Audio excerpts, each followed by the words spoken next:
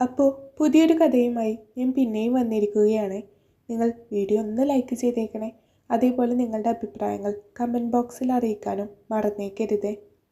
അപ്പോൾ കഥയിലേക്ക് കടക്കാം. എത്ര വട്ടം ഞാൻ പറഞ്ഞു കഴിഞ്ഞു എനിക്ക് നിങ്ങളെ ഇഷ്ടമല്ലെന്ന്. പിന്നെയും പിന്നെയും എൻ്റെ പിന്നാലെ ഇങ്ങനെ നടക്കാൻ തനിക്ക് നാണമില്ലേ? ദേഷ്യത്തോടെ ചോദിച്ചു പോയി ചാരു. പക്ഷേ എതിരെ നിൽക്കുന്നവന് വലിയ ഭാവമാറ്റമൊന്നുമില്ല. താൻ ഈ പറയുന്നതൊന്നും അവനോടല്ല എന്നൊരു ഭാവം. അത് കാണുമ്പോഴാണ് ചാരുവിന് ഏറെ ദേഷ്യം വരുന്നത്. വരാതിരിക്കുമോ പിന്നെ? എത്ര കൊല്ലമായി ചേതൻ ഈ നടപ്പ് തുടങ്ങിയിട്ട്. ചാരുവിനാണെങ്കിൽ അവനെ കണ്ണിന് നേരെ കണ്ടൂടാ. ഇതൊന്നുമല്ലാതെയും ഒരു വിഷയമുണ്ട്. ചാരു കഴിഞ്ഞ 4 വർഷമായിട്ട് ഹരിയുമായി പ്രണയത്തിലാണ്. അത് ചേതനും അറിയാവുന്നതാണ്. ചേതൻ അറിഞ്ഞു എന്ന് പറയുന്നതിലും ശരി ചാരു മുഖത്ത് നോക്കി പറഞ്ഞു എന്ന് പറയുന്നതായിരിക്കും. അങ്ങനെയെങ്കിലും ചേതൻ ഒഴിഞ്ഞു പോവട്ടെ എന്ന് കരുതിയിട്ടാണ്. ചാരുവിൻ്റെ അച്ഛൻ്റെ ഏറ്റവും അടുത്ത സുഹൃത്തായ മാധവൻ്റെ മകനാണ് ഈ പറയുന്ന ചേതൻ. 2 വീടും തമ്മിൽ ചെറിയൊരു മതിലിൻ്റെ വ്യത്യാസമേ ഉള്ളൂ. ചാരു കുഞ്ഞായിരിക്കുമ്പോഴാണ് അവളുടെ അച്ഛൻ ശ്രീധരൻ മരിക്കുന്നത്. അന്നു മുതൽ ചാരുവിനെയും അമ്മയെയും നോക്കുന്നത് മാധവനാണ്. ഇപ്പോൾ ചാരുവിന് ചെറിയൊരു ജോലി കിട്ടിയിട്ടുണ്ട് കേട്ടോ. അതുവരെ ചാരുവിൻ്റെ പഠിപ്പ് മുതൽ മാധവനാണ് ഏറ്റെടുത്ത് നടത്തിയിരുന്നത്. ചാരുവിന് മാധവനെയും ലക്ഷ്മി അമ്മയും എല്ലാം വലിയ ഇഷ്ടമാണ്. പക്ഷെ ചേതനെ മാത്രം കണ്ണിന് നേരെ കണ്ടൂടാ. ചെറുപ്പത്തിൽ രണ്ടും നല്ല കൂട്ടായിരുന്നു. ചേതൻ്റെ വാലിൽ തൂങ്ങിയായിരുന്നു ചാരുവിൻ്റെ നടപ്പ്. എന്തിനും ഏതിനും അവൾക്ക് ചേതൻ മതിയായിരുന്നു. പക്ഷെ ഹരിയെ പരിചയപ്പെട്ട അന്നു മുതൽ ചാരു ചേതനിൽ നിന്ന് അകലാൻ തുടങ്ങി. ചേതൻ കാണിക്കുന്ന സ്നേഹമൊക്കെ അവൾക്ക് ശല്യമായി തുടങ്ങി. ആദ്യമൊന്നും അവൾ ആ അനിഷ്ടം പ്രകടിപ്പിച്ചില്ല. പിന്നെ പതിയെ പ്രകടിപ്പിച്ചു തുടങ്ങി. ഒടുവിൽ മുഖത്തു നോക്കി തന്നെ പറഞ്ഞു തനിക്ക് ചേതൻ ഒരു ശല്യമാണെന്ന്. അന്നേരമാണ് ചേതൻ അവളോട് ഇഷ്ടം തുറന്നു പറയുന്നത്. ശരിക്കും പറഞ്ഞാൽ ചാരു ഞെട്ടിപ്പോയി. തൻ്റെ കാര്യങ്ങളിൽ അവൻ അമിതമായി ശ്രദ്ധ വെക്കുന്ന പോലെ ചാരുവിന് തോന്നിയിട്ടുണ്ട്. പക്ഷെ അതിന് അങ്ങനെ ഒരു അർത്ഥം ഉണ്ടാവുമെന്ന് അവൾ സ്വപ്നത്തിൽ പോലും വിചാരിച്ചില്ല. ഹരി പണ്ടേ ചാരുവിനൊരു താക്കീത് കൊടുത്തിരുന്നു. നിന്റെ ചേതന് നിന്നെ കാണുമ്പോൾ നല്ല ആട്ടമുണ്ടെന്ന്. അതങ്ങ് ശരിയായി സംഭവിച്ചു എന്ന് പറയുന്നതായിരിക്കും ശരി. തന്നെ മാത്രം നോക്കി നിൽക്കുന്ന ചേതൻ്റെ കണ്ണുകളിൽ പ്രണയം തുളുമ്പുന്നത് ചാരു ശ്രദ്ധിച്ചു. എന്നിട്ടും മനഃപൂർവ്വം അത് കണ്ടില്ലെന്ന് നടിച്ചുകൊണ്ട് ചാരു നടന്നകന്നു. അന്നൽപ്പം വൈകിയാണ് ചാരു എഴുന്നേറ്റത്. ഞായറാഴ്ച ആയതുകൊണ്ട് ഓഫീസ് അവധിയാണ്. രാവിലെ എഴുന്നേറ്റ പാടെ ഫോണെടുത്ത് നീട്ടിപ്പിടിച്ച് ഒരു ഗുഡ് മോർണിംഗ് അങ്ങ് അയച്ചു ഹരിക്ക്. ഹരിയും ചാരുവും ഹൈസ്കൂൾ തൊട്ടേ ഒരുമിച്ചായിരുന്നു. ഇപ്പോൾ വർക്ക് ചെയ്യുന്നതും ഒരേ കമ്പനിയിലാണ്. ഹരിയുടെ മെസ്സേജിന് പച്ച കത്തിയില്ല. ആളുണർന്നിട്ടുണ്ടാവില്ല എന്ന് തോന്നി ചാരുവിന്. വേഗത്തിൽ പല്ലും തേച്ച് മുഖവും ഒന്ന് കഴുകി എഴുന്നേറ്റ് വന്നപ്പോൾ ബ്രേക്ക്ഫാസ്റ്റിന് പുട്ടാണ്. ചാരുവിൻ്റെ മൂഡ് അപ്പാടെ അങ്ങ് പോയി. മേശപ്പുറത്തിരിക്കുന്ന ആവി പടക്കുന്ന പുട്ടും കടലക്കറിയും കണ്ടതും ചാരുവിൻ്റെ മുഖം ഒന്നുകൂടെ ചുളിഞ്ഞു. ഉറക്കമുണർന്നപ്പോൾ ഉണ്ടായ നല്ല മൂഡ് അതോടെ പോയി കിട്ടി. എന്താ ചാരു നോക്കി നിൽക്കുന്നത്? വന്നിരുന്ന് കഴിക്ക്. തണുത്ത പിന്നെ പുട്ടിനൊരു സ്വാദം ഉണ്ടാവില്ല കേട്ടോ. അടുക്കളയിൽ നിന്നും ചായപാത്രവുമായി വന്ന ജാനകി അമ്മ പറഞ്ഞു. എനിക്ക് പുട്ട് വേണ്ട അമ്മേ. ഞായറാഴ്ച ആയിട്ട് എനിക്ക് എന്തെങ്കിലും നല്ലതുണ്ടാക്കി തന്നൂടെ? ഈ പുട്ടൊക്കെ തിന്ന് എനിക്ക് മടുത്ത്. കൈ കെട്ടി നിന്നുകൊണ്ട് ചാരു പരിഭവിച്ചു. ജാനകി പതിയൊന്ന് ചിരിച്ചു. മകളുടെ ഈ കുറുമ്പും വാശിയും അവർക്ക് പുത്തരിയല്ല. ഓഹോ, അപ്പോൾ ഇന്ന് എൻ്റെ കുട്ടിക്ക് പുട്ട് വേണ്ട അല്ലേ? വേണമെങ്കിൽ ഇത് കഴിച്ചിട്ട് എഴുന്നേറ്റ് പോയിക്കോ. അല്ലാതെ ഇന്നിവിടെ വേറെ ഒന്നും ഉണ്ടാക്കാൻ എനിക്ക് വയ്യ. ജാനകി തീർപ്പ് കൽപ്പിക്കും മട്ടിൽ പറഞ്ഞു. എന്നാൽ പിന്നെ ഞാനും ഇവിടെ നിൽക്കുന്നില്ല. ഞാൻ ഇപ്പം തന്നെ മാധവൻ അങ്കിളിൻ്റെ അടുത്തേക്ക് പോവുകയാണ്. അമ്മയെ നോക്കി ഒന്ന് കണ്ണൊരിട്ടി ഒരു കള്ളച്ചിരിയോടെ ചാരു പറഞ്ഞു. ആഹാ, അത് കൊള്ളാം. നിനക്കിപ്പോൾ സ്വന്തം വീടിനേക്കാൾ വലുത് അപ്പുറത്തെ വീടാണല്ലോ. പോയിക്കോ പോയിക്കോ. ലക്ഷ്മി അവിടെ നിനക്കുള്ളതൊക്കെ ഉണ്ടാക്കി വെച്ച് കാത്തിരിക്കുന്നുണ്ടാവും. ജാനകി തമാശയോടെ മകളെ വഴക്ക് പറഞ്ഞു. അമ്മയുടെ മറുപടി കേൾക്കാൻ നിൽക്കാതെ ചാരു വേഗം കൈ കഴുകി മുടിയൊന്ന് ഒതുക്കി കെട്ടി അപ്പുറത്തെ വീട്ടിലേക്ക് നടന്നു. 2 വീടുകൾക്കുമിടയിൽ ആകെ ഒരു ചെറിയ മതിലിൻ്റെ അതിര് മാത്രമാണുള്ളത്. അവൾക്ക് അവിടെ ഒരു അപരിചിതത്വവും ഉണ്ടായിരുന്നില്ല. ചാരുവിൻ്റെ അച്ഛൻ ശ്രീധരൻ്റെ മരണശേഷം അവളെ സ്വന്തം മകളെപ്പോലെ നോക്കി വളർത്തിയ മാധവൻ അങ്കിളും ലക്ഷ്മി അമ്മയും അവൾക്ക് സ്വന്തം മാതാപിതാക്കളെ പോലെ തന്നെയാണ്. അപ്പുറത്തെ വീട്ടിലെ ഉമ്മറത്തേക്ക് കയറുമ്പോൾ തന്നെ നല്ല മല്ലിയില ചട്നിയുടെയും സാമ്പാറിൻ്റെയും മണം ചാരുവിൻ്റെ മൂക്കിലേക്ക് അടിച്ചു കയറി. അവളുടെ നാവിൽ വെള്ളമുറി. ലക്ഷ്മി അമ്മ ഇന്ന് നല്ല ചൂട് ഇഡ്ഡലി ഉണ്ടാക്കിയിട്ടുണ്ടാവും. ചാരു സ്വയം പിറുപിറുത്തു. അവൾക്ക് ഇഡ്ഡലി എന്ന് വെച്ചാൽ ജീവനായിരുന്നു. അടുക്കളയിലേക്ക് നോക്കിയപ്പോൾ ലക്ഷ്മിയമ്മ ഇഡലിത്തട്ടിൽ നിന്ന് ചൂടുള്ള പൂ പോലുള്ള ഇഡ്ഡലികൾ പാത്രത്തിലേക്ക് മാറ്റുകയായിരുന്നു. ചാരു ഒട്ടും സമയം കളയാതെ അടുക്കളയിൽ കയറി ഒരു പ്ലേറ്റ് അങ്ങ് എടുത്തു. അതിലേക്ക് 4-5 ഇഡ്ഡലികളും നല്ല കുറുകിയ സാമ്പാറും ചട്നിയും ഒക്കെ കോരി അങ്ങ് ഒഴിച്ചു. എന്താ മോളെ, രാവിലെ തന്നെ? ലക്ഷ്മിയമ്മ സ്നേഹത്തോടെ ചോദിച്ചു. അമ്മ ഇന്ന് അവിടെ പുട്ട ഉണ്ടാക്കിയത് അമ്മേ. എനിക്കത് കണ്ടപ്പോൾ തന്നെ ദേഷ്യം വന്നു. ഞാൻ അപ്പം തന്നെ ഇങ്ങോട്ട് പോന്നു. ഇഡ്ഡലിയിൽ സാമ്പാർ കുഴച്ചുകൊണ്ട് ചാരു പറഞ്ഞു. ലക്ഷ്മി പതിയെ ചിരിച്ചു. ചാരു പ്ലേറ്റുമായി നേരെ വന്ന് ഹാളിലെ മേശക്കരികിലിരുന്നു. അവിടെ മാധവൻ അങ്കിൾ പത്രം വായിച്ചുകൊണ്ടിരിക്കുകയായിരുന്നു. അവൾ അങ്കിളിൻ്റെ അരികിലേക്ക് കസേര നീക്കിയിട്ടിരുന്നു കൊണ്ട് ഇഡലി കഴിക്കാൻ തുടങ്ങി. എന്താ ചാരുമോളെ, രാവിലെ തന്നെ അമ്മയോട് പിണങ്ങി പോന്നതാണോ? മാധവൻ പത്രത്തിൽ നിന്നും കണ്ണെടുത്ത് അവളെ നോക്കി ചിരിച്ചുകൊണ്ട് ചോദിച്ചു. പിന്നല്ലാതെ, ഞായറാഴ്ചയായിട്ട് രാവിലെ തന്നെ പുട്ടും തന്ന് എന്നെ കൊല്ലാൻ നോക്കുകയാ അമ്മ. അതാ ഞാൻ ഇങ്ങോട്ട് വന്നത്. ലക്ഷ്മിയമ്മയുടെ കൈപ്പുണ്യം അതൊന്ന് വേറെ തന്നെയാണേ. വായ നിറയെ ഇഡലി വെച്ചുകൊണ്ട് ചാരു പറഞ്ഞു. അവളുടെ ആ സംസാരവും നിഷ്കളങ്കതയും കണ്ട് മാധവൻ്റെ മനസ്സ് നിറഞ്ഞു. സ്വന്തം മകളെ പോലെ തന്നെയാണ് അദ്ദേഹം ചാരുവിനെ കണ്ടിട്ടുള്ളതും വളർത്തിയതും. അവളുടെ പഠിപ്പും ആവശ്യങ്ങളും എല്ലാം സന്തോഷത്തോടെയാണ് അദ്ദേഹം നോക്കി നടത്തിയത്. ചാരുവിന് ആ വീട്ടിൽ പൂർണ്ണ സ്വാതന്ത്ര്യമുണ്ടായിരുന്നു. എന്നാൽ ആ സന്തോഷത്തിനിടയിലും മേശയുടെ എതിർവശത്ത് വന്നിരുന്ന് ഭക്ഷണം കഴിക്കാൻ തുടങ്ങിയ ഒരാളെ കണ്ടതും ചാരുവിൻ്റെ മുഖത്തെ ചിരി മാഞ്ഞു. അത് ചേതനായിരുന്നു. എന്നാൽ ആ സന്തോഷത്തിനിടയിലും മേശയുടെ എതിർവശത്ത് വന്നിരുന്ന് ഭക്ഷണം കഴിക്കാൻ തുടങ്ങിയ ഒരാളെ കണ്ടതും ചാരുവിൻ്റെ മുഖത്തെ ചിരി മാഞ്ഞു. അത് ചേതനായിരുന്നു. ചെറുപ്പത്തിൽ ചാരുവിൻ്റെ നിഴലായി നടന്നിരുന്ന, ഏതിനും എന്തിനും അവൾക്ക് കൂട്ടായി വന്ന അതേ ചേതൻ. പക്ഷെ ഇന്ന് ചാരുവിന് അവനെ കണ്ണിന് നേരെ കണ്ടുകൂടാ. ചേതൻ മേശക്കരികിൽ വന്നിരുന്ന് പ്ലേറ്റിലേക്ക് ഇഡ്ഡലി ഇടുമ്പോൾ അവൻ്റെ കണ്ണുകൾ അറിയാതെ ചാരുവിലേക്ക് നീണ്ടു. അവൻ അവളെ ഒന്ന് പാളി നോക്കി. അവൻ്റെ കണ്ണുകളിൽ അവളോടുള്ള പ്രണയവും അതിലേറെ ഒരു വല്ലാത്ത ആകുലതയും ഉണ്ടായിരുന്നു. പക്ഷെ ചാരു അവന് മുഖം കൊടുക്കാനേ പോയില്ല. അവൾ മനഃപൂർവ്വം കണ്ണു വെട്ടിച്ച് മാധവൻ അങ്കിളിനോട് സംസാരിച്ചുകൊണ്ട് ഇഡലി കഴിക്കുന്നതിൽ മാത്രം ശ്രദ്ധ കേന്ദ്രീകരിച്ചു. ചേതൻ്റെ സാന്നിധ്യം പോലും അവിടെ ഇല്ലാത്ത മട്ടിലായിരുന്നു അവളുടെ പെരുമാറ്റം. അവളുടെ ആ അവഗണന ചേതൻ്റെ ഉള്ളിൽ വല്ലാത്തൊരു സങ്കടമായി പടർന്നു. ഒരു ചെറിയ മതിലിനപ്പുറം ജീവിക്കുന്ന തൻ്റെ ശ്വാസമായി മാറിയ അവൾ ഇന്ന് തന്നെ ഒരു അന്യനെ പോലെ, അതിലുപരി ഒരു ശല്യക്കാരനെ പോലെ കാണുന്നത് അവന് താങ്ങാൻ കഴിയുന്നതിലും അപ്പുറമായിരുന്നു. ചെറുപ്പത്തിൽ തൻ്റെ വാലിൽ തൂങ്ങി നടന്നിരുന്ന പഴയ ചാരുവിനെ അവൻ ഓർത്തുപോയി. എന്ത് കാര്യമുണ്ടെങ്കിലും ചേത എന്ന് വിളിച്ച് ഓടി വന്നിരുന്നവളാണ്. എന്നാൽ ഹൈസ്കൂളിൽ വെച്ച് ഹരിയെ പരിചയപ്പെട്ട അന്നു മുതൽ അവൾ തന്നിൽ നിന്ന് അകലാൻ തുടങ്ങി. ആദ്യം അതൊരു സാധാരണ സൗഹൃദമാകും എന്നായിരുന്നു ചേതൻ കരുതിയത്. പക്ഷെ കാലം കഴിഞ്ഞപ്പോൾ അത് പ്രണയമാണെന്ന് അവൻ തിരിച്ചറിഞ്ഞു. 4 വർഷമായി ചാരുവും ഹരിയും പ്രണയത്തിലാണ്. ആ സത്യം ചേതന് നന്നായിട്ടറിയാം. ചാരു തന്നെ അവൻ്റെ മുഖത്ത് നോക്കി അത് പലവട്ടം വിളിച്ചു പറഞ്ഞിട്ടുമുള്ളതാണ്. തൻ്റെ സ്നേഹവും കരുതലും ഒക്കെ അവൾക്ക് ഇന്ന് വെറൊരു ശല്യം മാത്രമാണ്. കഴിഞ്ഞ ദിവസം പോലും അവൾ അവനോട് ദേഷ്യപ്പെട്ടത് അവന് ഓർമ്മയുണ്ട്. തനിക്ക് നാണമില്ലേ എൻ്റെ പിന്നാലെ നടക്കാൻ എന്ന അവളുടെ ചോദ്യം അവൻ്റെ നെഞ്ചിൽ ഒരു കനലായി ഇപ്പോഴും കിടപ്പുണ്ട്.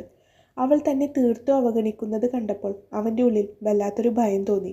ചാരുവിന് തന്നോട് ഇനി ഒരിക്കലും പഴയതുപോലെ സ്നേഹം തോന്നില്ലേ? അവൾക്കൊരിക്കലും തന്നെ പ്രണയിക്കാൻ കഴിയില്ല എന്നൊരു ചിന്ത ചേതൻ്റെ മനസ്സിൽ വല്ലാതെ ഉറച്ചു കഴിഞ്ഞിരുന്നു. ആ ചിന്ത അവനെ വല്ലാതെ വേദനിപ്പിച്ചു. തൊണ്ടയിൽ ഇഡലി ഇറങ്ങാത്തതുപോലെ അവന് തോന്നി. ഹൃദയത്തിൽ വല്ലാത്തൊരു ഭാരവും സങ്കടവും നിറഞ്ഞു. എങ്കിലും അവൻ അതൊന്നും പുറത്തു കാണിക്കാതെ ശാന്തനായിരിക്കാൻ ശ്രമിച്ചു. ചാരു ഒന്നുകൂടി അവളെ പാളി നോക്കി. അവൻ്റെ മുഖത്തെ ആ വിഷാദവും സങ്കടവും അവൾ കണ്ടില്ലെന്ന് നടിച്ചു. ഹരി പറഞ്ഞത് എത്ര ശരിയാ. പക്ഷേ എൻ്റെ മനസ്സിൽ ഹരിക്കല്ലാതെ വേറെ ആർക്കും സ്ഥാനമില്ല, ചാരു മനസ്സിൽ ഉറപ്പിച്ചു. ഭക്ഷണം കഴിച്ചു കഴിഞ്ഞ് ചാരു പ്ലേറ്റും കഴുകി വെച്ച് വേഗത്തിൽ അവിടെ നിന്നും ഇറങ്ങി. ചേതൻ്റെ ആ സങ്കടം നിറഞ്ഞ നോട്ടം താങ്ങാൻ വയ്യാഞ്ഞിട്ടല്ല, മറിച്ച് അവൻ്റെ സാമീപ്യം പോലും ചാരുവിന് അസ്വസ്ഥത ഉണ്ടാക്കുന്നത് കൊണ്ടായിരുന്നു അത്. സ്വന്തം വീട്ടിലെത്തിയതും പൂമുഖത്ത് വന്നിരുന്ന് ചാരു വീണ്ടും ഫോൺ എടുത്തു നോക്കി. ഹരിക്ക് അയച്ച ഗുഡ് മോർണിംഗ് മെസ്സേജിന് ഇപ്പോഴും മറുപടിയൊന്നും വന്നിട്ടില്ല. വാട്സപ്പിൽ ഇപ്പോഴും ആ പച്ചവെളിച്ചം തെളിഞ്ഞിട്ടില്ല. ഇതുവരെയും മനുഷ്യൻ എഴുന്നേറ്റില്ലേ? ചാരു ചെറിയൊരു ദേഷ്യത്തോടെയും ആശങ്കയോടെയും ആലോചിച്ചു. ചിലപ്പോഴൊക്കെ ഹരിയുടെ ഭാഗത്തു നിന്നുണ്ടാകുന്ന ഇത്തരം മൗനങ്ങളും അശ്രദ്ധയും അവളെ വല്ലാതെ വിഷമിപ്പിക്കാറുണ്ട്. അതേസമയം അപ്പുറത്തെ വീട്ടിൽ ചേതൻ തൻ്റെ മുറിയിലെ ജനലിലൂടെ ചാരുവിനെ തന്നെ നോക്കി നിൽക്കുകയായിരുന്നു. അവൾക്ക് ഹരിയോടുള്ള പ്രണയത്തിൻ്റെ ആഴം അവന് നന്നായിട്ടറിയാം. പക്ഷെ ഹരി അവളെ ശരിക്കും മനസ്സിലാക്കുന്നുണ്ടോ എന്നൊരു സംശയം എപ്പോഴും ചേതൻ്റെ ഉള്ളിലുണ്ടായിരുന്നു. ചാരുവിന് ഒരു വിഷമം വന്നാൽ ഓടിയെത്താൻ താൻ മാത്രമേ കാണൂ എന്ന് അവൾ എന്ന് തിരിച്ചറിയും. തൻ്റെ പ്രണയം അവൾക്ക് മുന്നിൽ ഒരു തോൽവിയായി മാറിക്കഴിഞ്ഞു എന്ന് ചേതന് തോന്നി. എങ്കിലും അവളൊരു നോക്ക് കാണാനും അവളുടെ സുഖവിവരങ്ങൾ അന്വേഷിക്കാനും അവൻ്റെ മനസ്സ് എപ്പോഴും തുടിച്ചുകൊണ്ടിരിക്കുകയാണ്. അത് പ്രണയമാണോ അത് ചെറുപ്പം മുതലുള്ള ഒരു ശീലമാണോ എന്ന് അവന് പോലും നിശ്ചയമില്ലായിരുന്നു. ചാരു പെട്ടെന്ന് ഫോൺ പോക്കറ്റിലേക്കിട്ട് ദേഷ്യത്തോടെ വീടിനകത്തേക്ക് നടന്നുപോയി. ഞായറാഴ്ചയുടെ അലസതയും മനസ്സിലെ വല്ലാത്തൊരു അസ്വസ്ഥതയും ബാക്കി നിർത്തിയാണ് ചാരുവിൻ്റെ ജീവിതത്തിൽ ആ തിങ്കളാഴ്ച പുലർന്നത്. സാധാരണ ദിവസങ്ങളിൽ ഓഫീസിലേക്ക് പോകാൻ തിടുക്കം കൂട്ടുന്ന ചാരുവിന് അന്ന് എന്തിനോ ഒരു മടി തോന്നുന്നുണ്ടായിരുന്നു. മനസ്സ് നിറയെ തലേ ദിവസം ഹരി കാണിച്ച മൗനത്തിൻ്റെ കാരണങ്ങൾ തിരയുകയായിരുന്നു അവൾ. രാത്രി വളരെ വൈകിയാണ് അവൻ ഒരു ഗുഡ് നൈറ്റ് മെസ്സേജ് അയച്ചത്.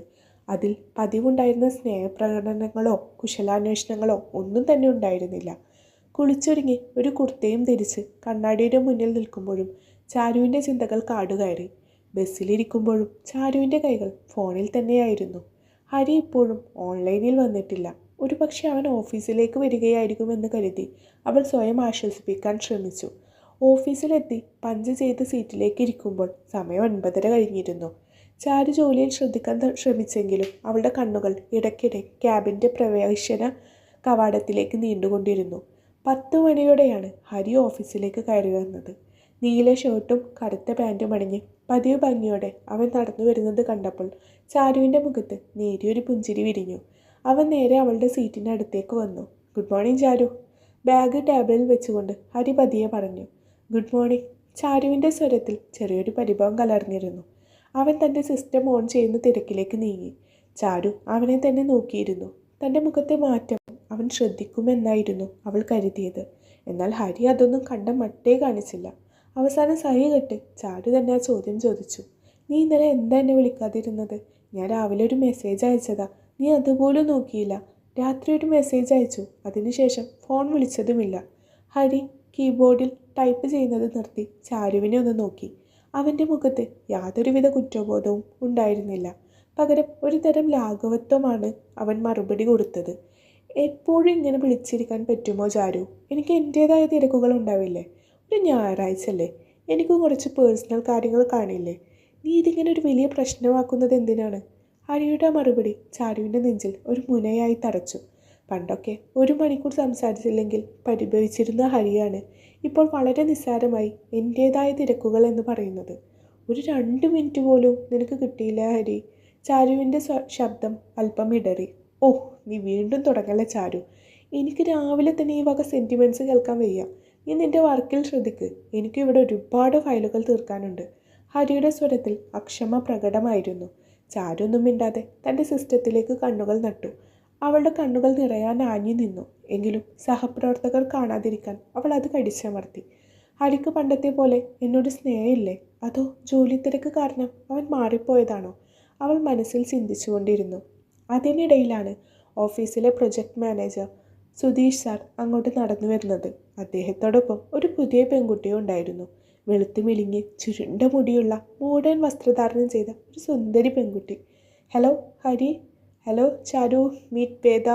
നമ്മുടെ പുതിയ പ്രോജക്റ്റ് അസോസിയേറ്റ് ആണ്. ഇന്നു മുതലാണ് ജോയിൻ ചെയ്യുന്നത്.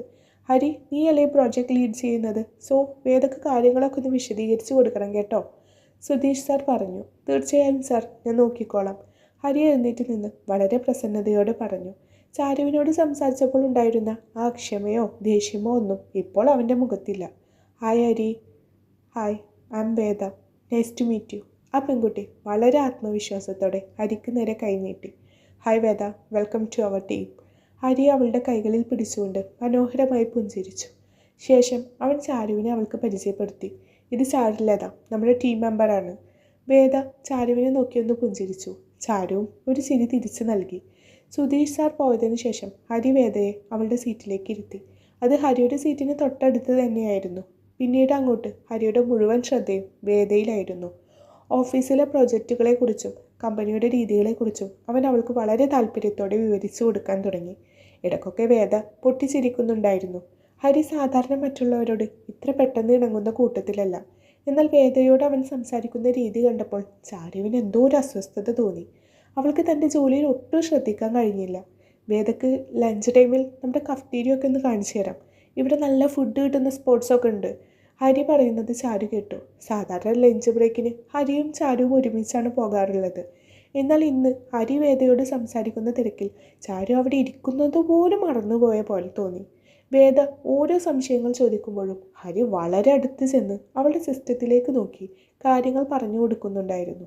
അവർക്കിടയിലെ അടുപ്പവും ഹരിയുടെ അമിത താല്പര്യവും ചാരുവിൻ്റെ ഉള്ളിൽ ഒരു ഭയമായി വളർന്നു. ലഞ്ച് ബ്രേക്ക് ആയപ്പോൾ ഹരി എഴുന്നേറ്റു. വേദ കം, നമുക്ക് ലഞ്ചിന് പോവാം.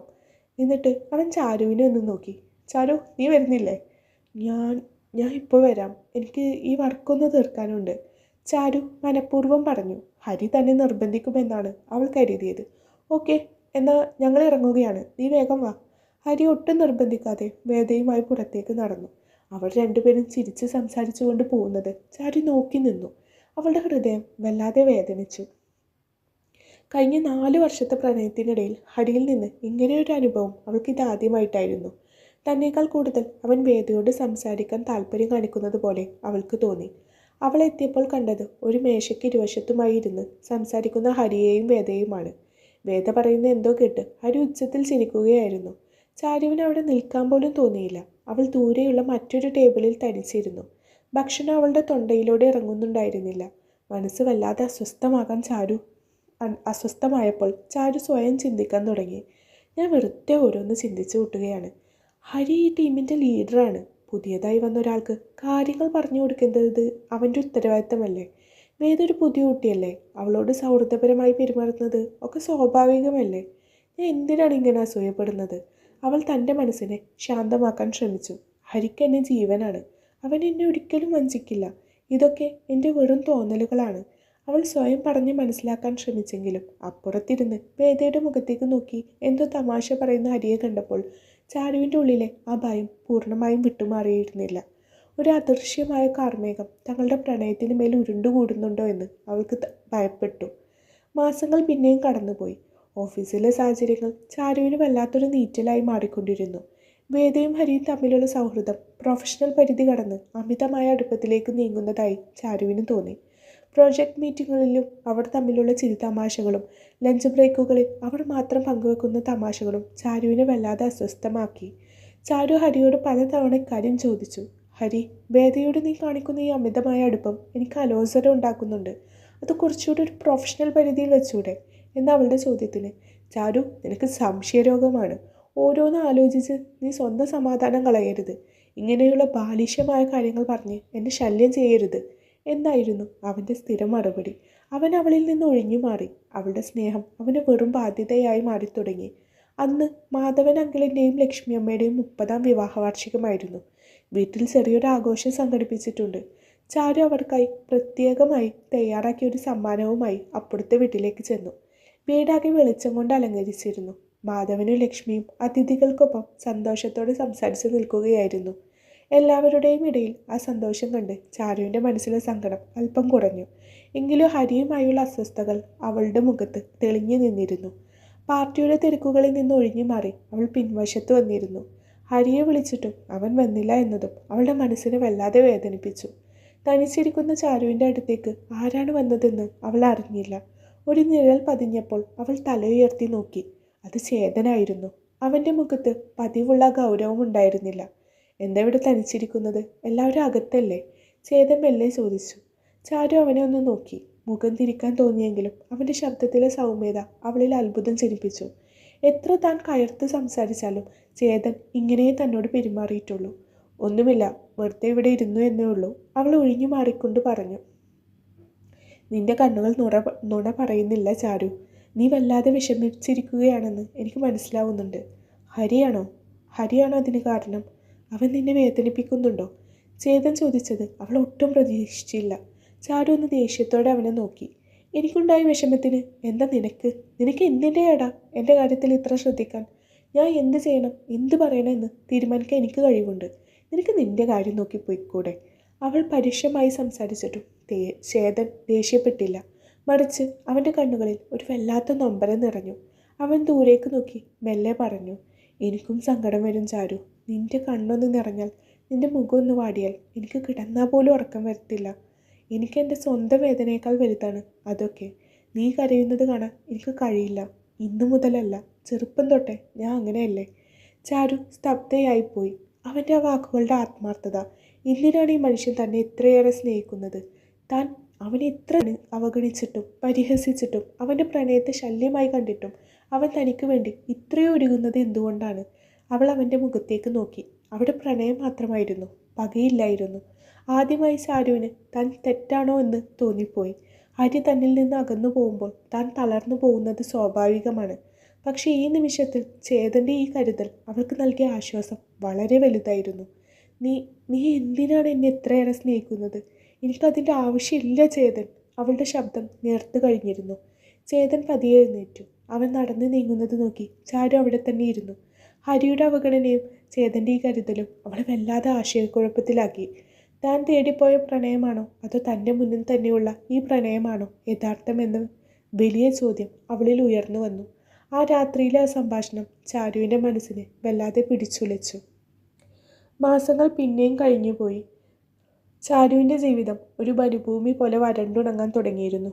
ഹരി ഇപ്പോൾ അവളിൽ നിന്ന് പൂർണ്ണമായി അകന്നു കഴിഞ്ഞിരുന്നു. ഒരുമിച്ച് കാപ്പി കുടിക്കാൻ പോയിരുന്ന വൈകുന്നേരങ്ങളും ബസ് സ്റ്റോപ്പിലേക്കുള്ള നടത്തങ്ങളുമെല്ലാം എന്നേക്കുമായി നിലച്ചു. ഫോൺ വിളിച്ചാൽ ഒന്നുകിൽ തിരക്ക്, അതല്ലെങ്കിൽ ഫോൺ സ്വിച്ച് ഓഫ്. എന്തെങ്കിലും ചോദിക്കാൻ ചെന്നാൽ അലോസരത്തോടെയുള്ള അവൻ്റെ ആ നോട്ടം ചാരുവിനെ നെഞ്ചിനെ കീറി മുറിച്ചു. ഇങ്ങനെ 4 വർഷത്തെ പ്രണയത്തിൻ്റെ ഓർമ്മകളിൽ അവൾ സ്വയം പ്രത്യാശ നൽകി പിടിച്ചു നിന്നു. അങ്ങനെ ഇരിക്കെയാണ് ആ കടുത്ത ദിവസം കടന്നു വന്നത്. 2 ദിവസത്തെ വീക്കെൻഡ് അവധിക്ക് ശേഷം ഓഫീസിലേക്ക് എത്തുമ്പോൾ ചാരുവിൻ്റെ മനസ്സ് വല്ലാതെ അസ്വസ്ഥമായിരുന്നു. കഴിഞ്ഞ 2 ദിവസമായി ഹരി അവളുടെ ഒരൊറ്റ ഫോൺ കോൾ പോലും എടുത്തിട്ടുണ്ടായിരുന്നില്ല. ചാരുവിനാണെങ്കിൽ ഒരാഴ്ച ഒരു പനി വന്ന് ലീവ് എടുക്കേണ്ടിയും വന്നു. ഓഫീസിൻ്റെ ഹാളിലേക്ക് കയറിയപ്പോൾ തന്നെ അവിടെ എന്തോ ഒരു പ്രത്യേക ബഹളവും സന്തോഷവും ചാരു ശ്രദ്ധിച്ചു. എല്ലാവരും ഒരു മേശയ്ക്ക് ചുറ്റും കൂടി നിന്ന് മധുരം പങ്കുവെക്കുന്നുണ്ടായിരുന്നു. എന്താ സിദ്ധാർത്ഥ്, രാവിലെ തന്നെ എന്താ വിശേഷം? ചാരു സീറ്റിലേക്ക് ബാഗ് വെക്കുന്നതിനിടയിൽ അടുത്ത് നിന്ന സഹപ്രവർത്തകനോട് ചോദിച്ചു. ആ ചാരു, നീ അറിഞ്ഞില്ലേ, നമ്മുടെ ഹരിയുടെയും വേദയുടെയും എൻഗേജ്മെൻറ്റ് കഴിഞ്ഞു. ഇന്നലെ ആയിരുന്നു ചടങ്ങ്. സർപ്രൈസ് ആയിരുന്നു എന്ന്. 2 പേരുടെയും വീട്ടുകാർ ചേർന്ന് ഉറപ്പിച്ചതാ. അടുത്ത മാസം കല്യാണം കാണും. വേദ ഇന്ന് ലീവാണ്. ഹരി അടുത്ത 2-3 ദിവസത്തേക്ക് ലീവായിരിക്കുമെന്ന് പറഞ്ഞു. സിദ്ധാർത്ഥ് ഒരു കഷ്ണം ലഡു ചാരുവിന് നേരെ നീട്ടിക്കൊണ്ട് പറഞ്ഞു. അവൻ പറഞ്ഞ വാക്കുകൾ കേട്ടതും ചാരുവിൻ്റെ കാതുകളിൽ ഒരു വലിയ ഇരമ്പൽ അനുഭവപ്പെട്ടു. ചുറ്റുമുള്ള ശബ്ദങ്ങളെല്ലാം പെട്ടെന്ന് നിശ്ചലമായതുപോലെ. കൈകൾ തളർന്ന് കാലുകൾ നിലത്തുറക്കാൻ കഴിയാത്ത പോലെ അവൾക്ക് തോന്നി. ശരിക്കും താൻ എന്താണ് ഈ കേൾക്കുന്നത് എന്ന് വിശ്വസിക്കാൻ അവളുടെ കാതുകൾക്ക് കഴിഞ്ഞില്ല. കണ്ണുകൾക്ക് മുന്നിൽ ഇരുട്ട് പടരുന്നത് പോലെ ചാരുവിന് തോന്നി. ചാരു, എന്താ പറ്റിയത്? ഫീസൊക്കെ വല്ലാതെ വിളറിയിരിക്കുന്നു. സിദ്ധാർത്ഥ് ചോദിച്ചതൊന്നും അവളുടെ ഉള്ളിലേക്ക് കയറിയില്ല. ഓഫീസിൽ മറ്റാർക്കും തന്നെയും ഹരിയും ചാരുവും തമ്മിലുള്ള പ്രണയത്തെക്കുറിച്ച് അറിയില്ലായിരുന്നു. നമ്മുടെ റിലേഷൻസ് ഇപ്പോൾ ഓഫീസിൽ ആരും അറിയേണ്ട ചാരു, അതൊരു പ്രോബ്ലം ആവും. എല്ലാം രഹസ്യമായിരിക്കുന്നതാണ് നല്ലത് എന്ന് ഹരി എപ്പോഴും പറയുമായിരുന്നു. അവളത് വിശ്വസിച്ചു. പക്ഷെ ആ രഹസ്യം ഇന്ന് അവൾക്ക് തന്നെ ഒരു വലിയ കെണിയായി മാറുമെന്ന് അവൾ സ്വപ്നത്തിൽ പോലും കരുതിയില്ല. സ്വന്തം വേദന മറ്റുള്ളവരുടെ മുന്നിൽ തുറന്നു കാട്ടാൻ പോലും കഴിയാതെ അവൾക്ക് അവിടെ ഉരുകി തീരേണ്ടി വന്നു. എങ്ങനെയൊക്കെയോ അവിടുന്ന് എഴുന്നേറ്റ് ചാരു വാഷ്റൂമിലേക്ക് ഓടി.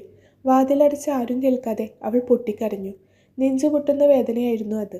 4 വർഷം താൻ ജീവശ്വാസം പോലെ സ്നേഹിച്ച മനുഷ്യൻ, തൻ്റെ കൈപിടിച്ച് കൂടെ ഉണ്ടാവുമെന്ന് വാക്ക് തന്നവൻ തന്നെ പൂർണ്ണമായും ചതിച്ചിരിക്കുന്നു. വേദയുടെ ഭംഗിയും പണവും ഒക്കെ കണ്ടപ്പോൾ അവൻ തന്നെ എത്ര പെട്ടെന്നാണ് മറന്നത്. കണ്ണീരൊഴുക്കി തളർന്ന് അവൾ വീണ്ടും ഫോൺ എടുത്തു. ഹരിയുടെ നമ്പറിലേക്ക് വീണ്ടും വീണ്ടും വിളിച്ചു. കോൾ പോകുന്നുണ്ട്, പക്ഷെ അവൻ എടുക്കുന്നില്ല. ഒടുവിൽ അവളുടെ നമ്പറുകൾ അവൻ ബ്ലോക്ക് ലിസ്റ്റിലേക്ക് മാറ്റി. അതോടെ അവളുടെ അവസാന പ്രതീക്ഷയും അറ്റുപോയി. അടുത്ത 2-3 ദിവസങ്ങൾ ചാരുവിൽ നരകതുല്യമായിരുന്നു. ഹരി ഓഫീസിലില്ലായിരുന്നു. അവളുടെ ഫോൺ കോളുകൾ അവൻ പൂർണ്ണമായി അവഗണിച്ചു. ഉറക്കമില്ലാത്ത രാത്രികളും ആഹാരമിറങ്ങാത്ത പകലുകളുമായി അവൾ ഒരു ജീവശവം പോലെ വീട്ടിലിരുന്നു. അമ്മ ചോദിക്കുന്ന ഒന്നിനും അവൾക്ക് മറുപടി ഉണ്ടായിരുന്നില്ല. തൻ്റെ പ്രണയം ഒരു വലിയ തോൽവിയായി, ചതിയായി മുന്നിൽ വന്ന് നിൽക്കുമ്പോൾ അതിനെ എങ്ങനെ നേരിടണമെന്ന് അവൾക്ക് അറിവില്ലായിരുന്നു. മാനസികമായി അവൾ പൂർണ്ണമായും തകർന്നു പോയിരുന്നു. അവസാന പ്രതീക്ഷയുടെ കനലുകളും കെട്ടടങ്ങിയപ്പോൾ ചാരുവിൻ്റെ മനസ്സൊരു ഭ്രാന്താലയമായി മാറിക്കഴിഞ്ഞിരുന്നു. ദിവസങ്ങളായി കണ്ണീരൊഴുക്കി അവളുടെ കണ്ണുകൾ തടിച്ചിരുന്നു. ആഹാരത്തിൻ്റെ ഒരു തരി പോലും തൊണ്ടയിലൂടെ ഇറങ്ങിയില്ല. അമ്മ ജാനകി എത്ര നിർബന്ധിച്ചിട്ടും അവൾ വാതിൽ തുറന്നില്ല. ഉള്ളിൽ കനലായി എരിയുന്ന പ്രണയവഞ്ചനയുടെ നോവ് അവളെ മറ്റെല്ലാ ചിന്തകളിൽ നിന്നും അകറ്റിയിരുന്നു. ഒരു ദിവസം ഇനി ഇത് താങ്ങാൻ കഴിയില്ലെന്ന അവസ്ഥ വന്നപ്പോഴാണ് ചാരു ആ തീരുമാനമെടുത്തത്. ഹരിയുടെ ശബ്ദം അവൾക്ക് കേൾക്കണം. അവൻ എന്താണ് തന്നെ ഒഴിവാക്കിയതെന്ന് അവൻ്റെ നാവിൽ നിന്ന് തന്നെ അറിയണം. തൻ്റെ ഫോൺ നമ്പർ അവൻ ബ്ലോക്ക് ചെയ്തിരിക്കുകയാണ്. അതുകൊണ്ട് അടുക്കളയിൽ അമ്മ ഫോൺ വെച്ച് പുറത്തു പോയ സമയം നോക്കി ചാരു പതുക്കെ ചെന്ന് ആ ഫോൺ എടുത്തു. വിടക്കുന്ന വിരലുകളോടെ അവൾ ഹരിയുടെ നമ്പർ ഡയൽ ചെയ്തു. ഓരോ റിങ്ങും അവളുടെ ഹൃദയമിടിപ്പ് കൂട്ടി. ഹരി ഫോൺ എടുക്കുമോ എന്ന ഭയം അവളെ വിഴുങ്ങി. ഒടുവിൽ മൂന്നാമത്തെ റിങ്ങിൽ ഫോൺ കണക്റ്റായി. മറുതലക്കൽ നിന്ന് ഹരിയുടെ ആ ശബ്ദം കേട്ടു. ഹലോ, ആരാണ്? യാതൊരുവിധ വേവലാതിയില്ലാത്ത തികച്ചും ശാന്തമായ ശബ്ദം. ആ ശബ്ദം കേട്ടതും ചാരുവിൻ്റെ തൊണ്ടയിൽ ഒരു കരച്ചിൽ വന്ന് നിന്നു. അവൾ ഒരു വിധത്തിൽ സ്വയം നിയന്ത്രിച്ചുകൊണ്ട് വിളിച്ചു, ഹരി. മറുതലക്കൽ പെട്ടെന്ന് ഒരു നിശബ്ദത പടർന്നു. വിളിച്ചത് ചാരുവാണെന്ന് മനസ്സിലായതും ഹരിയുടെ ശ്വാസഗതിയുടെ വേഗത കൂടിയതുപോലെ അവൾക്ക് തോന്നി. അവൻ്റെ ശബ്ദത്തിലെ ശാന്തത മാറി അവിടെ പെട്ടെന്ന് അസ്വസ്ഥത നിറഞ്ഞു. ചാരു, നീയാണോ? നീ എന്തിനാ ഇപ്പോൾ ഈ നമ്പറിൽ നിന്ന് വിളിക്കുന്നത്? ഞാൻ നിന്നോട് പറഞ്ഞതല്ലേ എനിക്ക് കുറച്ച് തിരക്കുകളുണ്ടെന്ന്. നീ ഇങ്ങനെ ശല്യം ചെയ്യാതിരിക്കുമോ? ഹരിയുടെ സ്വരത്തിൽ ദേഷ്യം പടർന്നു കഴിഞ്ഞിരുന്നു. തിരക്കോ ഹരി? എൻ്റെ എൻഗേജ്മെൻറ്റ് നിൻ്റെ എൻഗേജ്മെൻറ്റ് കഴിഞ്ഞ കാര്യം ഓഫീസ് മൊത്തം അറിഞ്ഞു. അടുത്ത മാസം നിൻ്റെ കല്യാണമാണ്. നീ എന്നെ ചതിക്കുകയായിരുന്നു അല്ലേ? കഴിഞ്ഞ 4 വർഷമായി ഞാൻ നിനക്ക് ആരായിരുന്നു ഹരി? ചാരുവിൻ്റെ ശബ്ദം തളർച്ചയോടെയെങ്കിലും ഉറച്ചതായിരുന്നു. നോക്ക് ചാരു, ഇപ്പോൾ ഇതൊന്നും സംസാരിക്കാനുള്ള സമയമല്ല. എനിക്ക് വീട്ടിൽ ഒരുപാട് കാര്യങ്ങൾ ചെയ്യാനുണ്ട്. ഞാൻ ഫോൺ വെക്കുകയാണ്. ഹരി തികഞ്ഞ അലസതയോടെ പറഞ്ഞു. ഇല്ല ഹരി, നീ ഫോൺ വെക്കരുത്. ചാരു ഉറക്കെ നിലവിളിച്ചു. എനിക്ക് നിന്നെ ഇപ്പം കാണണം, ഇപ്പം തന്നെ കാണണം. നീ എവിടെയാണെങ്കിലും എനിക്ക് മുന്നിൽ വരണം. എനിക്ക് വരാൻ പറ്റില്ല ചാരു, വെറുതെ വാശി പിടിക്കരുത്. നമ്മൾ തമ്മിലുള്ളത് അവിടെ കഴിഞ്ഞു. ഇനി കണ്ടിട്ട് ഒന്നും നേടാനില്ല, അവൻ കർക്കശമായി പറഞ്ഞു. ഹരിയുടെ തണുത്ത മറുപടി ചാരുവിനെ പൂർണ്ണമായും പ്രകോപിപ്പിച്ചു. അവളുടെ നിയന്ത്രണം പാടെ നഷ്ടപ്പെട്ടു പോയി. അവൾ ഫോണിലൂടെ അലറി. നിനക്ക് വരാൻ പറ്റില്ലല്ലേ? എന്നാൽ നീ കേട്ടോ ഹരി, നീ ഇപ്പോൾ എന്നെ വന്ന് കണ്ടില്ലെങ്കിൽ അടുത്ത മാസം നടക്കാൻ പോകുന്ന നിൻ്റെ ആ കല്യാണം ഞാൻ മുടക്കും. നിൻ്റെ വേദയുടെ മുന്നിൽ, നിൻ്റെ വീട്ടുകാരുടെ മുന്നിൽ നമ്മുടെ 4 വർഷത്തെ പ്രണയത്തിൻ്റെ എല്ലാ തെളിവുകളും ഞാൻ കൊണ്ടുവെക്കും. അത്രക്കും ചങ്കൂറ്റം എനിക്കിപ്പോഴും ഉണ്ട്. ഒന്നുകിൽ നീ എന്നെ വന്ന് കാണണം, അല്ലെങ്കിൽ ഈ ചാരു ഇനി ജീവനോടെ ഇരിക്കില്ല. ഞാൻ ചത്ത് കളയും ഹരി. ഞാൻ ചത്ത അതിന് കാരണം നീ മാത്രമായിരിക്കും. അവൻ അതുവരെ കാത്തു സൂക്ഷിച്ച മാന്യതയുടെ മുഖംമൂടി പൂർണ്ണമായും അഴിഞ്ഞു വീണു. അങ്ങേയറ്റം ക്രൂരവും വന്യവുമായ ശബ്ദത്തിൽ അവൻ സംസാരിക്കാൻ തുടങ്ങി. ഡി, നീ എന്നെ ഭീഷണിപ്പെടുത്താൻ നോക്കണ്ട. കല്യാണം മുടക്കുമല്ലേ? നീ പോയി മുടക്കടി, നോക്കട്ടെ. ആരെ കാണിക്കാനാണ് നീ ചാവുന്നത്? നീ ചത്ത എനിക്കെന്താ? നിനക്ക് വേണമെങ്കിൽ പോയി ചത്തൂടെ? ഹരിയുടെ വാക്കുകളിൽ യാതൊരു ദയവും ഉണ്ടായിരുന്നില്ല. ആ വാക്കുകൾ ചാരുവിൻ്റെ നെഞ്ചിലേക്ക് ആഴ്ന്നിറങ്ങി തീപ്പൊരികൾ പോലെയായിരുന്നു. നീ എന്താ ഹരി പറയുന്നത്? ഞാൻ നിന്നെ ജീവനെപ്പോലെ സ്നേഹിച്ചതല്ലേ? എൻ്റെ ജീവിതം മുഴുവൻ നിനക്ക് തന്നതല്ലേ? നീ എന്നെ ഇങ്ങനെ ചതിക്കാൻ മാത്രം ഞാൻ എന്ത് തെറ്റാ ചെയ്തത്? പറ ഹരി, എന്തിനാ എന്നെ ഇങ്ങനെ കൊല്ലാക്കൊല ചെയ്യുന്നത്? സ്നേഹം ഒരു മണ്ണാങ്കട്ടയുമില്ല. ഹരി പരിഹാസത്തോടെ ഉറക്കെ ചിരിച്ചു. നിനക്ക് ഇപ്പോഴും കാര്യം മനസ്സിലായിട്ടില്ലല്ലേ? നീ വിചാരിച്ചോ ഞാൻ നിന്നെ കെട്ടാൻ നടക്കുകയാണെന്ന്? എൻ്റെ ജീവിതത്തിൽ വന്നുപോയ ഒരു ടൈം പാസ് മാത്രമായിരുന്നു നീ. ഞാൻ നിന്നെ വെറുതെ യൂസ് ചെയ്യുകയായിരുന്നു, മനസ്സിലായോ? നിന്നെപ്പോലെ ഒരു സാധാരണ പെൺകുട്ടിയെ കെട്ടി എൻ്റെ ജീവിതം നശിപ്പിക്കാൻ എനിക്ക് വട്ടൊന്നുമില്ല. ചാരു ആ ഒരൊറ്റ വാക്കിൽ തകർന്നു തരിപ്പണമായിപ്പോയി. ഞാൻ നിന്നെ യൂസ് ചെയ്യുകയായിരുന്നു. അവളുടെ കാതുകളിൽ ആ വാക്ക് വീണ്ടും വീണ്ടും പ്രതിധ്വനിച്ചു. ഹരി നിർത്തിയില്ല. അവൻ കൂടുതൽ വിഷം ചീറ്റിക്കൊണ്ടിരുന്നു. വേദയുടെ കുടുംബ പശ്ചാത്തലവും അവളുടെ സ്റ്റാറ്റസ് എന്താണെന്ന് നിനക്കറിയാമോ? അവളിലൂടെ എനിക്ക് കിട്ടാൻ പോകുന്ന വളർച്ചയും പണവും എത്രയാണെന്ന് നിനക്ക് ഊഹിക്കാൻ പറ്റുമോ? അതിനൊപ്പം വെക്കാൻ നിനക്ക് എന്താടി ഉള്ളത്? വെറും ഒരു അനാഥയെ പോലെ അപ്പുറത്തെ വീട്ടുകാരുടെ കാരുണ്യത്തിൽ പഠിച്ച് വളർന്ന നീയുമാണോ അതോ വേദയാണോ? ഏതാ നല്ലത്? നീ തന്നെ പറ. എൻ്റെ സ്റ്റാറ്റസിന് ചേർന്ന പെണ്ണ് വേദ തന്നെയാണ്. നിന്നെ എനിക്ക് ആവശ്യമുണ്ടായിരുന്നു. ഇനി എൻ്റെ ജീവിതത്തിലേക്ക് വരാൻ നോക്കിയാൽ ഞാൻ ആരാണെന്ന് പൊന്നുമോളെ അറിയും. നിനക്ക് വേണമെങ്കിൽ പോയി ഒടുങ്ങിക്കൂടെ? എൻ്റെ വഴിയിൽ നിന്ന് ഇപ്പോൾ ഇറങ്ങിത്തരണം നീ. ഫോൺ കട്ടായി. ചാരുവിൻ്റെ കൈകളിൽ നിന്നും ഫോൺ താഴേക്ക് വഴുതി വീണു. തറയിൽ നിന്നും ഫോണിൻ്റെ സ്ക്രീൻ പൊട്ടിപ്പിളർന്നതുപോലെ അവളുടെ ഹൃദയം 1000 കഷ്ണങ്ങളായി ചിതറിയിരുന്നു. അവളുടെ ചുറ്റുമുള്ള ലോകം മുഴുവൻ കരിനിഴലിൽ മുങ്ങി. ശ്വാസമെടുക്കാൻ പോലും കഴിയാത്ത വിധം വല്ലാത്തൊരു വിങ്ങൽ അവളുടെ തൊണ്ടയിൽ കുരുങ്ങി. 4 വർഷം താൻ ദൈവത്തെ പോലെ പൂജിച്ച മനുഷ്യൻ തൻ്റെ വികാരങ്ങളെയും ശരീരത്തെയും മനസ്സിലെ നിഷ്കളങ്കമായ പ്രണയത്തെയും വെറും ഒരു കളിപ്പാവയെ പോലെ ഉപയോഗിച്ചെറിഞ്ഞു കളഞ്ഞിരിക്കുന്നു. ഓഫീസിൽ സഹപ്രവർത്തകർക്കിടയിൽ ഹരിയും വേദയും ഒന്നിച്ച് ചിരിച്ചു നിൽക്കുന്ന രംഗങ്ങൾ അവളുടെ കണ്ണുകളിലേക്ക് ഇരച്ചു കയറി. താൻ ജീവിച്ചിരുന്നിട്ട് ഇനി ആർക്കാണ് വേണ്ടത്? തൻ്റെ പ്രണയവും ജീവിതവും ഒരു വലിയ തമാശയായി മാറിക്കഴിഞ്ഞു. നാളെ ഓഫീസിൽ ഹരിയുടെ കല്യാണക്കുറി വരുമ്പോൾ എല്ലാവരും മധുരം പങ്കുവെക്കുമ്പോൾ താൻ എങ്ങനെ അവിടെ തല ഉയർത്തി നിൽക്കും?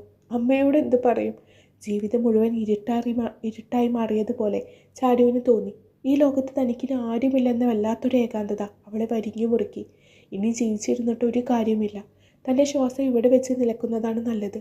ഹരിയുടെ വാക്കുകൾ നൽകിയ അപമാനവും വേദനയും താങ്ങാൻ കഴിയാതെ ചാരു തൻ്റെ മുറിയിലേക്ക് ഓടിക്കയറി വാതിലടച്ചു. അവളുടെ മനസ്സിൽ ഇനി ജീവിക്കണ്ട എന്ന ചിന്ത മാത്രം നൂറാവർത്തി ഉറച്ചു കഴിഞ്ഞിരുന്നു. മുറിയിലെ ഇരുട്ടിലേക്ക് ഒതുങ്ങി കൂടുമ്പോൾ ചാരുവിൻ്റെ ശ്വാസത്തിന് കനൽ ചൂടായിരുന്നു. ഹരിയുടെ ഓരോ വാക്കുകളും അവളുടെ കാതുകളിൽ ആവർത്തിച്ച് കേട്ടുകൊണ്ടിരുന്നു. ഇനി ജീവിച്ചിരുന്നിട്ട് കാര്യമില്ല. നാളെ രാവിലെ ഈ ലോകം ഉണരുമ്പോൾ താൻ ഉണ്ടാവില്ല. എല്ലാവരുടെയും ചോദ്യങ്ങളിൽ നിന്നും ഹരി നൽകിയ വലിയ അപമാനത്തിൽ നിന്നും രക്ഷപ്പെടാൻ അവൾക്ക് മുന്നിൽ ആ ഒരൊറ്റ വഴിയേ ഉണ്ടായിരുന്നുള്ളൂ. അവളുടെ അടഞ്ഞ കണ്ണുകൾക്ക് മുന്നിൽ പെട്ടെന്നൊരു മുഖം തെളിഞ്ഞു വന്നു. ചേതൻ. ഒരു മിന്നൽ പോലെ ചാരുവിൻ്റെ മനസ്സ് പിന്നോട്ട് സഞ്ചരിച്ചു. ചെറുപ്പത്തിൽ തൻ്റെ കൈപിടിച്ച് നടന്ന ചേതൻ, താൻ എന്ത് കുറുമ്പ് കാണിച്ചാലും ചിരിച്ചുകൊണ്ട് കൂടെ നിന്നവൻ. ഹരി തൻ്റെ ജീവിതത്തിലേക്ക് വന്ന അന്നു മുതൽ അവൻ കാണിച്ച സ്നേഹത്തെയും താൻ വെറും ശല്യം എന്ന് വിളിച്ച് ആക്ഷേപിച്ചു. അവൻ്റെ പ്രണയത്തെ പരിഹസിച്ചു. മുഖത്തു നോക്കി അനാവശ്യമായി ദേഷ്യപ്പെട്ടു. എന്നിട്ടും അവൻ തന്നോട് ഒരിക്കൽ പോലും തിരിച്ചു പിണങ്ങിയിട്ടില്ല. താൻ തിരസ്കരിച്ചിട്ടും തൻ്റെ നിഴലായി, തൻ്റെ സുരക്ഷിതത്വമായി അവൻ എന്നും കൂടെ ഉണ്ടായിരുന്നു. ഞാൻ എത്ര വലിയ തെറ്റാണ് ദൈവമേ ചെയ്തത്. കൺമുന്നിലെ യഥാർത്ഥ സ്നേഹം കാണാതെ ആ ചതിക്കുഴിയിൽ പോയി വീണതിൽ എന്നേക്കാൾ വലിയൊരു വിഡ്ഢി വേറെയുണ്ടോ? ചാരുവിന് നെഞ്ച് തകർന്നു. താൻ മരിക്കാൻ പോവുകയാണ്. പക്ഷെ മരിക്കുന്നതിന് മുമ്പ് അവനോടൊന്ന് സംസാരിക്കണം. താൻ ചെയ്ത തെറ്റുകൾക്ക്, അവനെ വേദനിപ്പിച്ചതിനൊക്കെ ഒന്ന് മാപ്പ് ചോദിക്കണം. ആ ഒരൊറ്റ ആഗ്രഹം ചാരുവിൻ്റെ ഉള്ളിൽ ശക്തമായി. അന്നേരം മുറിയിലിരുന്ന് എന്തൊക്കെയോ വർക്ക് ചെയ്യുകയായിരുന്നു ചേതൻ. കഴിഞ്ഞ കുറച്ച് ദിവസങ്ങളായി അവൾ കൃത്യമായ ആഹാരം കഴിക്കുന്നില്ലെന്നും ഓഫീസിൽ എന്തോ പ്രശ്നമുണ്ടെന്നും ജാനകിയമ്മ പറഞ്ഞ് അവൻ അറിഞ്ഞിരുന്നു. അവളുടെ സങ്കടം അവൻ്റെ നെഞ്ചിനെ പൊള്ളിക്കുകയായിരുന്നു. പെട്ടെന്നാണ് കട്ടിലിരുന്ന് അവൻ്റെ ഫോൺ ശബ്ദിച്ചത്. സ്ക്രീനിലേക്ക് നോക്കിയ ചേതൻ്റെ ഹൃദയം ഒരു നിമിഷം നിലച്ചുപോയി. ചാരു. അവൻ വിശ്വസിക്കാൻ കഴിയാതെ ഫോണിലേക്ക് നോക്കി. എത്രയോ കാലമായി അവൾ അവനെ സ്വയമേ ഒന്ന് വിളിച്ചിട്ട്. ഒട്ടും സമയം കളയാതെ അവൻ വേഗം കോൾ അറ്റൻഡ് ചെയ്ത് കാതോട് ചേർത്തു. ചാരു മോളെ. അവൻ്റെ ശബ്ദത്തിൽ വല്ലാത്തൊരു സന്തോഷവും ഒപ്പം വല്ലാത്തൊരു പരിഭ്രമവും നിറഞ്ഞിരുന്നു. മറുതലക്കൽ നിന്ന് ചാരുവിൻ്റെ വിങ്ങലുകൾ മാത്രമാണ് ആദ്യം കേട്ടത്. അവൾ കരച്ചിലടക്കാൻ പാടുപെടുകയായിരുന്നു. ചാരു, എന്താ പറ്റിയത്? നീ എന്തിനാ കരയുന്നത്? പറ ചാരു. ചേതൻ്റെ ഉള്ളിൽ തീ പിടിച്ചു. ചേതാ. ആ വിളിയിൽ ചേതൻ്റെ കണ്ണ് നിറഞ്ഞു. എന്നോട് ക്ഷമിക്കണം. ചാരുവിൻ്റെ ശബ്ദം വല്ലാതെ ഇടറുന്നുണ്ടായിരുന്നു. നിങ്ങളെപ്പോലെ നിർമ്മലമായി എന്നെ സ്നേഹിച്ച ഒരാളെയും മനസ്സിലാക്കാൻ എനിക്ക് കഴിഞ്ഞില്ല. ഞാൻ അതിന് അർഹയുമല്ല. നിങ്ങളുടെ വലിയ സ്നേഹം കണ്ടിട്ടും കാണാത്തതുപോലെ നടന്ന് ഞാൻ നിങ്ങളെ ഒരുപാട് വേദനിപ്പിച്ചു. എന്നോട് ക്ഷമിക്കണം. ചാരു, നീ എന്തൊക്കെയായി പറയുന്നത്? എനിക്ക് നിന്നോട് യാതൊരുവിധ വിഷമവും ഇല്ല മോളെ. നീ എന്തിനാ ഇപ്പോൾ ഇതൊക്കെ ഓർത്ത് വിഷമിക്കുന്നത്? നീ ഇതെവിടെയാ? ചേതൻ്റെ മനസ്സിൽ എന്തോ വലിയ അപകടം മണത്തു. അവളുടെ സംസാര രീതി ഒരു യാത്ര പറച്ചിൽ പോലെ അവന് തോന്നി. ഇല്ല, എനിക്കിത് പറയണമായിരുന്നു. എൻ്റെ കൺമുന്നിലുണ്ടായിരുന്ന യഥാർത്ഥ സ്നേഹം ഞാൻ തിരിച്ചറിഞ്ഞില്ല. എന്നോർത്തിനി ആരും സങ്കടപ്പെടരുത്. ചാരു, നീ ഫോൺ കട്ട് ചെയ്യരുത്. ഞാൻ അങ്ങോട്ട് വരാം. ചേതൻ പരിഭ്രാന്തിയോടെ ഉറക്കെ വിളിച്ചു പറഞ്ഞു. വേണ്ട, ഗുഡ് ബൈ. ആ വാക്കുകളോടെ ചാരു ഫോൺ കട്ട് ചെയ്തു. ചേതൻ തിരിച്ചു വിളിക്കാൻ നോക്കിയെങ്കിലും അവളുടെ ഫോൺ സ്വിച്ച് ഓഫ് ആയിരുന്നു. ഫോൺ കട്ടായതും ചേതൻ്റെ ഉള്ളിൽ പ്രാണഭയം ഇരച്ചു കയറി. അവളുടെ വാക്കുകളിലെ ആ നിരാശയും അവസാനത്തെ ഗുഡ് ബൈയും അവനെ ഭ്രാന്ത് പിടിപ്പിച്ചു. അവൻ ഫോൺ കട്ടിലേക്ക് എറിഞ്ഞ് മുറിയിൽ നിന്നും പുറത്തേക്ക് പാഞ്ഞു. ഡാ ചേതാ, നീ എങ്ങോട്ടായി ഓടുന്നത്? ലക്ഷ്മിയമ്മ പിന്നിൽ നിന്ന് വിളിച്ചു ചോദിച്ചതൊന്നും അവൻ കേട്ടില്ല. 2 വീടുകൾക്കുമിടയിൽ ആ ചെറിയ മതിൽ അവൻ ഒരൊറ്റ ചാട്ടത്തിന് മറികടന്നു. ചാരുവിൻ്റെ വീടിൻ്റെ ഉമ്മറത്തേക്ക് അവൻ ഒരു കൊടുങ്കാറ്റ് പോലെ ഓടിക്കയറി. പൂമുഖത്തെ വാതിൽ തുറന്നു കിടക്കുകയായിരുന്നു അന്നേരം. അകത്ത് അടുക്കളയിൽ നിന്നും ജാനകിയമ്മ പുറത്തേക്ക് വരികയായിരുന്നു. ചേതൻ്റെ ഈ അവസ്ഥ കണ്ട് അവർ ഞെട്ടിപ്പോയി. ചേതൻ, എന്താ മോനെ, എന്തു പറ്റി? ജാനകിയമ്മ ചോദിച്ചു. അമ്മേ, ചാരു എവിടെ? ചാരു എവിടെയാണ് അമ്മേ? അവൻ്റെ ശബ്ദം വിറക്കുന്നുണ്ടായിരുന്നു. കണ്ണുകൾ ഭയത്താൽ തള്ളി വന്നിരുന്നു. അവൾ മുകളിലത്തെ മുറിയിലുണ്ട്. കുറേ നേരമായി വാതിലടച്ചിട്ടിരിക്കുന്നു. ആഹാരം പോലും കഴിച്ചില്ല. എന്താ ചേതാ? ജാനകിയമ്മ ഭയത്തോടെ മുകളിലേക്ക് വിരൽ ചൂണ്ടി. അമ്മയുടെ മറുപടി പൂർത്തിയാക്കും മുമ്പേ ചേതൻ ഗോവണിപ്പടികൾ ഓടിക്കയറി. അവൻ്റെ നെഞ്ചിടിപ്പ് അതിൻ്റെ പരമാവധിയിലെത്തിയിരുന്നു. ഓരോ സെക്കൻഡും വിലപ്പെട്ടതാണെന്ന് അവൻ്റെ മനസ്സ് പറയുന്നുണ്ടായിരുന്നു. മുകളിലെത്തിയതും അവൻ ചാരുവിൻ്റെ മുറിയിൽ വാതിൽക്കൽ ചെന്ന് ശക്തിയായി മുട്ടി. ചാരു, വാതിൽ തുറക്ക് ചാരു. ഡേ, കതക് തുറക്കടി. അവൻ ആഞ്ഞു വിളിച്ചു. അകത്തു നിന്നും യാതൊരു പ്രതികരണവും ഉണ്ടായിരുന്നില്ല. ജാനകിയമ്മയും ഓടി മുകളിലെത്തി. ചാരു, മോളെ, എന്താ ഇത്? കതക് തുറക്ക്. അമ്മയും കരയാൻ തുടങ്ങി. ചേതൻ ഒട്ടും സമയം കളയാതെ തൻ്റെ സർവ്വശക്തിയും സംഭരിച്ച് ആ തടിയുടെ വാതിലിലേക്ക് സ്വന്തം തോളുകൊണ്ട് ആഞ്ഞിടിച്ചു. ചാരു!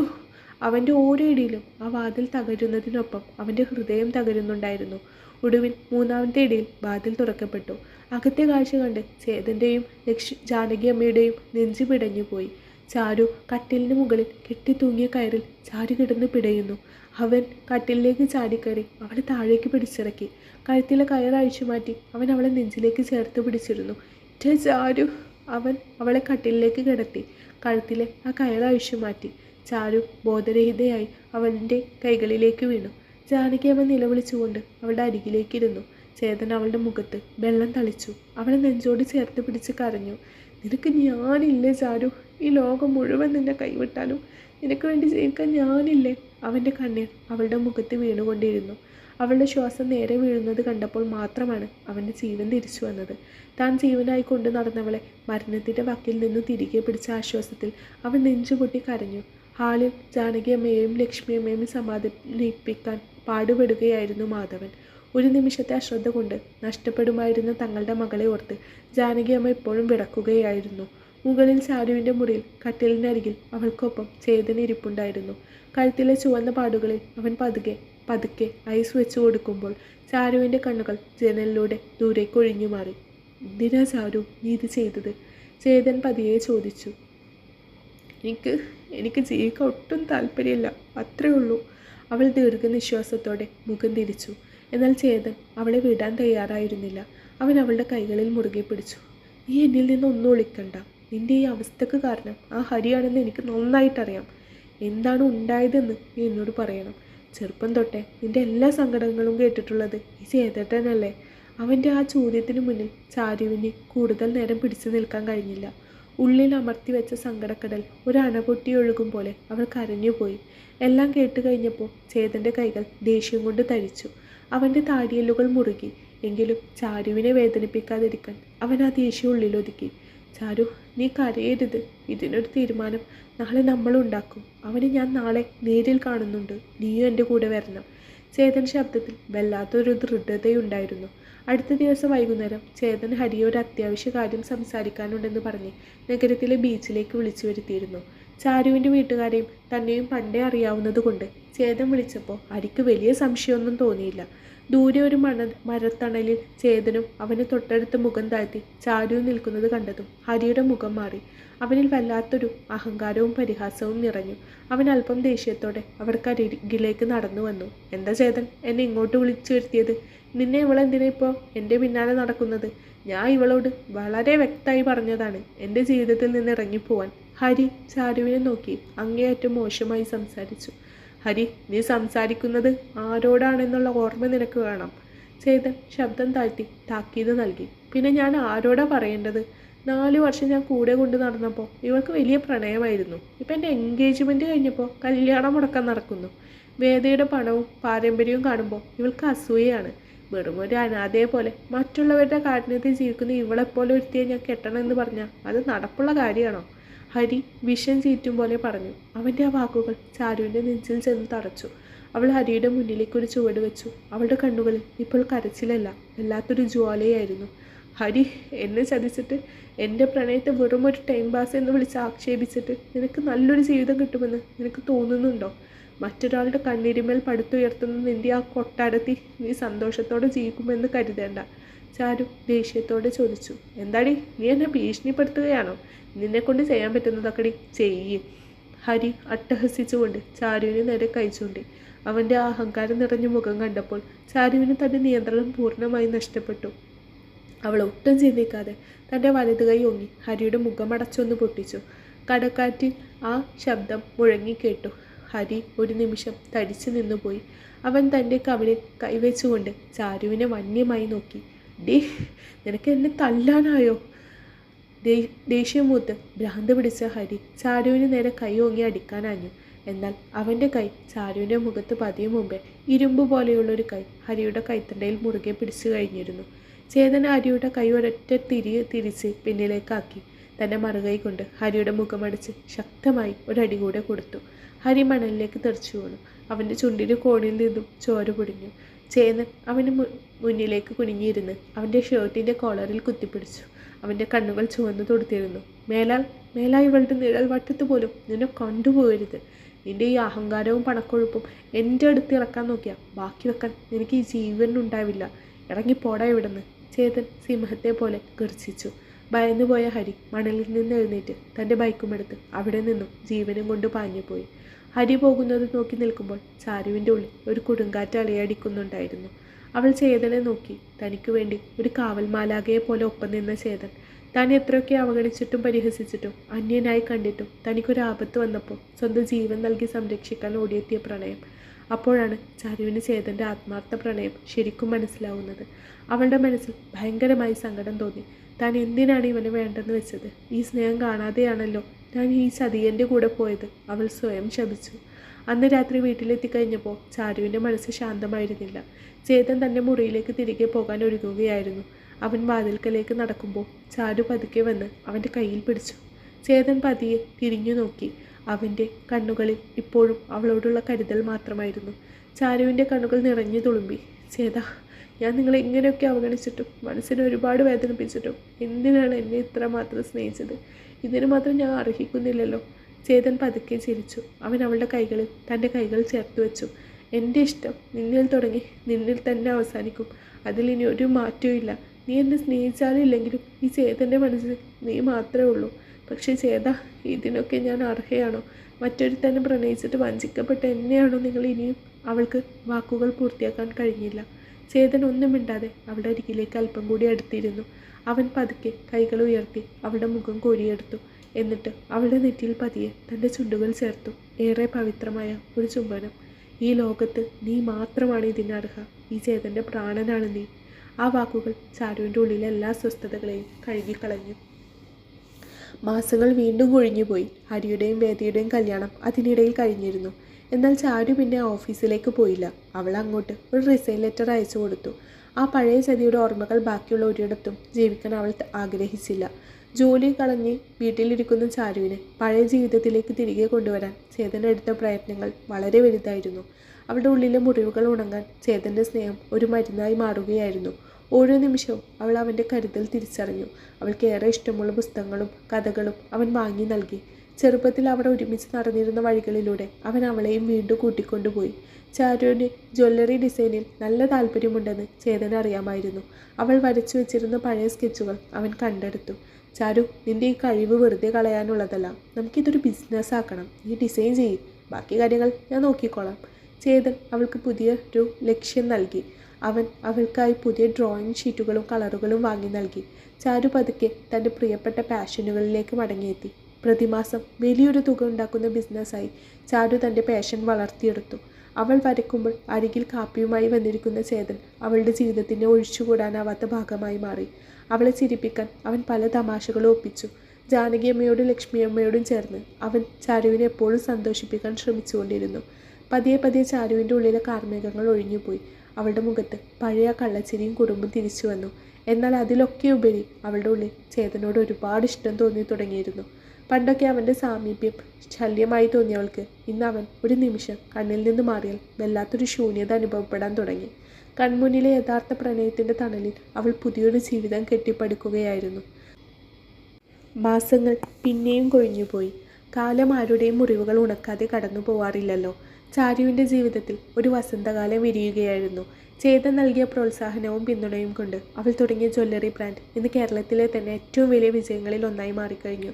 ചാരുവിൻ്റെ കരവിരുതിൽ വിരിഞ്ഞ ഡിസൈനുകൾക്ക് വലിയ ഡിമാൻഡായിരുന്നു. ജാനകി അമ്മയുടെയും മാധവൻ അങ്കിളിൻ്റെയും ലക്ഷ്മി അമ്മയുടെയും അനുഗ്രഹത്തോടെ ചാരു എന്ന പെൺകുട്ടി ഒരു വൻ വിജയമായി മാറി. എന്നാൽ മറുഭാഗത്ത് ഹരിയുടെ ജീവിതം ഒരു വലിയ ദുരന്തമായി മാറിക്കൊണ്ടിരിക്കുകയായിരുന്നു. വേദയുമായുള്ള വിവാഹം കഴിഞ്ഞ ആദ്യത്തെ കുറച്ചാഴ്ചകൾ കഴിഞ്ഞപ്പോൾ തന്നെ ഹരിക്ക് യാഥാർത്ഥ്യം മനസ്സിലായി തുടങ്ങി. വേദക്ക് ഹരിയോട് ഒരു പ്രണയവും ഉണ്ടായിരുന്നില്ല. അവളുടെ ആഡംബര ജീവിതത്തിനും തൻ്റെ ഇഷ്ടങ്ങൾക്കൊപ്പം നിൽക്കാൻ ഒരു ഭർത്താവ് അത്രമാത്രമായിരുന്നു അവൾക്ക് ഹരി. അവൾക്ക് ഹരി വെറും ഒരു അന്യനെ പോലെയായിരുന്നു ആ വീട്ടിൽ കഴിഞ്ഞിരുന്നത്.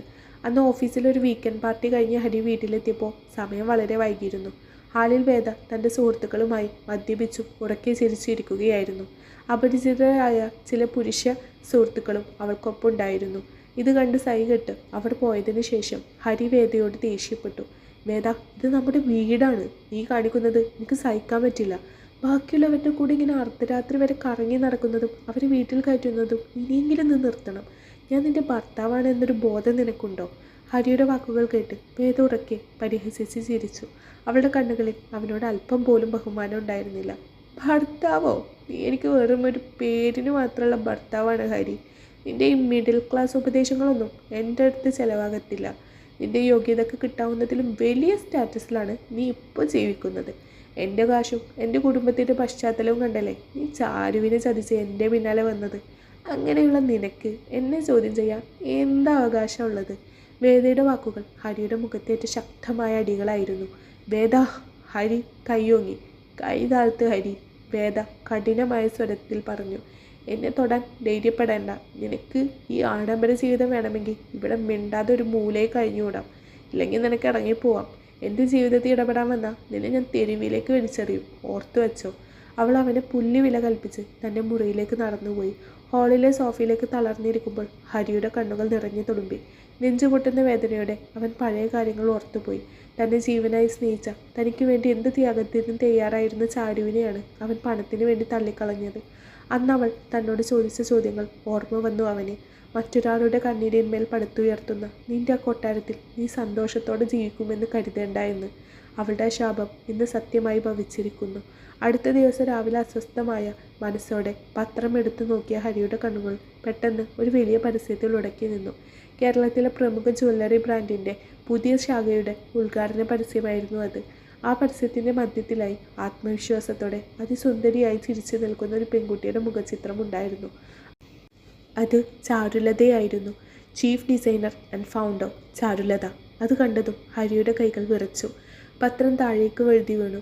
താൻ അനാഥയെന്നും മറ്റുള്ളവരുടെ കാരുണ്യത്തിൽ ജീവിക്കുന്നവളെന്നും പറഞ്ഞ് ആക്ഷേപിച്ച ചാരു ഇന്ന് വിജയത്തിൻ്റെ കൊടുമുടിയിലാണ്. എന്നാൽ താൻ പണത്തിന് പുറകെ പോയി സ്വന്തം അന്തസ്സും സമാധാനവും നഷ്ടപ്പെടുത്തി ഒരു ജീവശവമായി ജീവിക്കുന്നു. വല്ലാത്തൊരു നഷ്ടബോധവും പശ്ചാത്താപവും അവനെ വരിഞ്ഞു മുറുക്കി. കൺമുന്നിലെ യഥാർത്ഥ സ്നേഹം തിരിച്ചറിയാതെ പോയ ഒരു വിഡ്ഢിയായി അവൻ തല താഴ്ത്തിയിരുന്നു. അതേസമയം അപ്പുറത്ത് പുതിയൊരു പ്രണയ പ്രപഞ്ചം വിരിയുകയായിരുന്നു. ഒരു ശനിയാഴ്ച വൈകുന്നേരം ചാരുവും ചേതനും കൂടി ബീച്ചിലേക്ക് നടന്നിരുന്നു. കടൽ ശാന്തമായിരുന്നു. ആകാശത്ത് സന്ധ്യയുടെ ചുവപ്പ് പടർന്നിട്ടുണ്ടായിരുന്നു. കഴിഞ്ഞ കുറച്ച് ദിവസങ്ങളായി ചാരുവിൻ്റെ മനസ്സിൽ ഒരു വലിയ ആഗ്രഹമുണ്ടായിരുന്നു. ചേതനോട് തൻ്റെ ഉള്ളിലെ പ്രണയം തുറന്നു പറയണം. ചേതൻ പതിവ് പോലെ ശാന്തമായി കടലിലേക്ക് നോക്കി നിന്നു. ചാരു പതുക്കെ അവൻ്റെ അരികിലേക്ക് നടന്നു ചെന്നു. അവളുടെ ഹൃദയമിടിപ്പ് കൂടുന്നുണ്ടായിരുന്നു. ചേതാ! ചാരു മെല്ലെ വിളിച്ചു. എന്ത് ചാരു? ചേതൻ സ്നേഹത്തോടെ അവളിലേക്ക് തിരിഞ്ഞു. ചാരു ഒന്നും മിണ്ടാതെ ചേതൻ്റെ കൈകളിൽ മുറുകെ പിടിച്ചു. അവളുടെ കണ്ണുകൾ തിളങ്ങുന്നുണ്ടായിരുന്നു. എനിക്ക് നിങ്ങളോടൊരു കാര്യം പറയാനുണ്ട്. അവൾ അവനെ നോക്കി. എന്താ ചാരു? ഇത്രയും സീരിയസ് ആയിട്ട്? എന്തെങ്കിലും പ്രശ്നമുണ്ടോ? അവൻ പരിഭ്രമത്തോടെ ചോദിച്ചു. ഇത്രയും കാലം ഞാൻ എത്ര വലിയ വിഡ്ഢിയായിരുന്നു എന്ന് എനിക്കിപ്പോൾ അറിയാം. കൺമുന്നിലെ ഈ വലിയ സ്നേഹം കാണാതെ ഞാൻ എവിടെയൊക്കെയോ അലഞ്ഞു തിരിഞ്ഞു. എന്നെ മരണത്തിൽ നിന്ന് വരെ തിരികെ പിടിച്ച എൻ്റെ ഈ വിജയത്തിന് കാരണമായത് നിങ്ങളാണ്. അവളൊന്ന് നിർത്തി. ചേതൻ്റെ കണ്ണുകളിലേക്ക് ആഴത്തിൽ നോക്കിക്കൊണ്ട് പറഞ്ഞു. എനിക്ക് നിങ്ങളെ ഒത്തിരി ഇഷ്ടമാണ് ചേത. ഒരുപാട് വൈകിയാണ് ഞാനിത് തിരിച്ചറിഞ്ഞത്. ഇനിയുള്ള എൻ്റെ ജീവിതം, എൻ്റെ ശ്വാസം എല്ലാം നിങ്ങൾക്കാണ്. എനിക്ക് നിങ്ങളുടെ കൂടെ ജീവിക്കണം. എന്നെ നിങ്ങളുടെ ഭാര്യയായി കൂടെ കൂട്ടാവോ? ചേതൻ ഒരു നിമിഷം സ്തബ്ധനായി നിന്നുപോയി. അവൻ സ്വപ്നം കാണുകയാണോ എന്ന് അവന് തോന്നിപ്പോയി. എത്ര വർഷങ്ങളായി തൻ്റെ ഉള്ളിൽ കൊണ്ടു നടന്ന പ്രണയം ഇന്ന് അവൾ തിരികെ പറഞ്ഞിരിക്കുന്നു. അവൻ്റെ കണ്ണുകൾ സന്തോഷം കൊണ്ട് നിറഞ്ഞു തുളുമ്പി. അവൻ ഒന്നും മിണ്ടാതെ ചാരുവിനെ തൻ്റെ നെഞ്ചിലേക്ക് ചേർത്ത് പിടിച്ചു. കടൽക്കാറ്റിൽ അവരുടെ ഹൃദയമിടിപ്പുകൾ ഒന്നായി. ഈ ലോകത്ത് എനിക്കിതിലും വലിയൊരു സന്തോഷം എനിക്കിട്ടാനില്ല ചാരു. നീ എൻ്റെ ജീവനാണ്.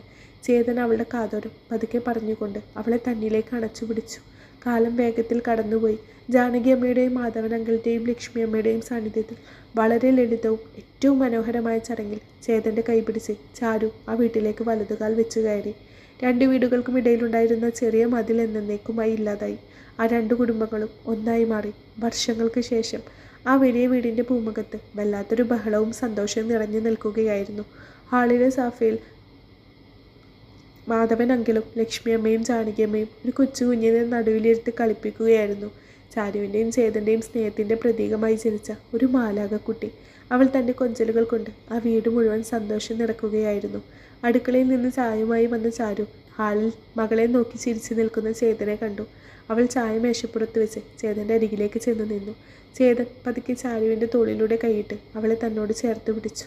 ചാരു തൻ്റെ തല അവൻ്റെ നെഞ്ചിലേക്ക് ചായച്ചു വെച്ചു. നഷ്ടപ്പെട്ടു പോയെന്ന് കരുതിയ ജീവിതം യഥാർത്ഥ പ്രണയത്തിൻ്റെ തണലിൽ അതിമനോഹരമായി തിരികെ പിടിച്ച സന്തോഷത്തിൽ തൻ്റെ കുടുംബത്തെ നോക്കി ചാരു മനസ്സ് നിറഞ്ഞു പുഞ്ചിരിച്ചു. അവസാനിച്ചു. ഈ കഥ ഇഷ്ടപ്പെട്ടിട്ടുണ്ടെങ്കിൽ നിങ്ങളുടെ വിലപ്പെട്ട അഭിപ്രായങ്ങൾ കമൻറ്റ് ബോക്സിൽ അറിയിക്കുക. അതേപോലെ വീഡിയോ ഒന്ന് ലൈക്ക് ചെയ്തേക്കണേ. നിങ്ങളുടെ ലൈക്കും കമൻറ്റൊക്കെ അത്രയും ഇമ്പോർട്ടൻ്റ് ആണ്. അതുകൊണ്ടാണ് പിന്നെയും ഓർമ്മിപ്പിക്കുന്നത്. അപ്പോൾ പുതിയൊരു സ്റ്റോറിയുമായി ഞാൻ എത്ര എളുപ്പം വരുന്നതാണ്. Thank you.